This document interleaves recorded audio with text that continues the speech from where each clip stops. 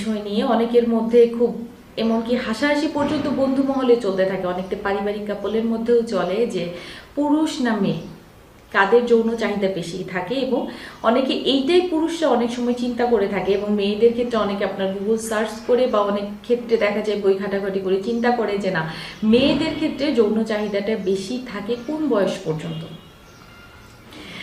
আজকে এই বিষয় সম্পর্কে আপনাদেরকে ছোট একটা ইনফরমেশন দিব, যেটা দেখা গেছে একটা গবেষণায় টেক্সাস ইউনিভার্সিটির একদল স্টুডেন্ট আপনার বিভিন্ন বয়সী মেয়েদেরকে নিয়ে একটা গবেষণায় চলে আসে। তারা 3টা ভাগে মেয়েদেরকে ভাগ করে। একটা দেখা যায় যে আপনার যে বয়স থেকে মেয়েদের সাধারণত শারীরিক বৃদ্ধিটা শুরু হয়, সেইখান থেকে যেমন 16 বছর বয়স থেকে 23 বছর বয়স পর্যন্ত একদলকে ভাগ করা হয়। আরেক দলকে দেখা যায় আপনার 23 বছর বয়স থেকে 33 বছর বয়স পর্যন্ত ভাগ করা হয়, এবং পরবর্তীটা হচ্ছে আপনার 33 বছর বয়স থেকে 53 বছর বয়স পর্যন্ত মেয়েদেরকে ভাগ করা হয়। 3 বছরের মেয়েদের উপর গবেষণা করে তারা দেখতে পায় যে যাদের ক্ষেত্রে আপনার শারীরিক বৃদ্ধিটা মাত্র হচ্ছে, অর্থাৎ 16 বছর থেকে 23 বছরে যে মেয়েদের প্রতি সাধারণত দেখা যায় যে পুরুষদের আকর্ষণ হয়তো এই মেয়েদের প্রতি বেশি থাকতে পারে, কিন্তু এই ধরনের মেয়েদের শারীরিক চাহিদাটা সবচেয়ে কম থাকে।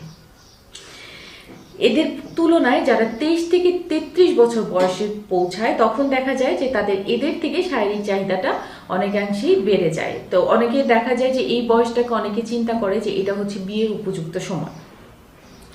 এর পরবর্তীতে আপনার 33 থেকে 53 বছর যে বয়সটা, অনেকের ক্ষেত্রে দেখা যায় যে 33 বছরের একজন মেয়ে সাধারণত দেখা যায় যে তার দেখা যায় 1টা বা 2টা বেবি থাকে। অনেকে মনে করে যে বিয়ে হয়ে গেছে।